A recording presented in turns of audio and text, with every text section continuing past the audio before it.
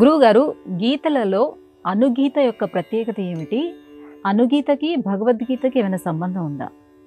భారతంలో ప్రధానంగా 3 గీతల గురించి చెప్తూ ఉంటారు.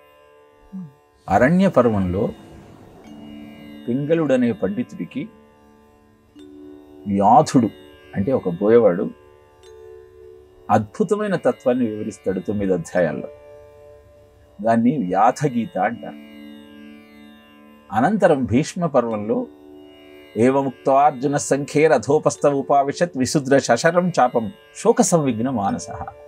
ధనుర్బాణాలను రథం దగ్గర పడేసి ఏడుస్తూ నేను యుద్ధం చెయ్యను అంటూ అస్త్ర సన్యాసం చేసిన అర్జునుడికి 18 అధ్యాయాల భగవద్గీతను కృష్ణుడు బోధించాడు. ఆ తర్వాత అర్జునుడే మళ్ళీ అశ్వమేధ పర్వంలో కృష్ణ కురుక్షేత్రంలో నాకు 18 అధ్యాయాల భగవద్గీతను చెప్పావు, అది చాలా అద్భుతంగా ఉంది, కానీ కాలక్రమంలో ఆ విషయాలను నేను కొంత మరచిపోయినటువంటి ఆలోచన కలుగుతోంది, కనుక నాకు మరొక్కసారి భగవద్గీత జ్ఞానాన్ని వివరిస్తావా అంటూ ప్రశ్నిస్తే, ఆ సందర్భంలో నీ దైన్యాన్ని చూచి నేను భగవద్గీతను నీకు చెప్పగలిగాను. అదే స్మృతి ఇప్పుడు నాకు కలగటం కష్టం.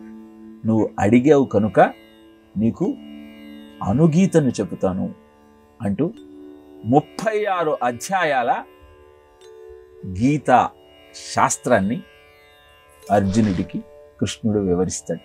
ఇలా అనుగీత, భగవద్గీత, వ్యాధగీత ఈ 3 మనకు భారతంలో కనపడతాయి.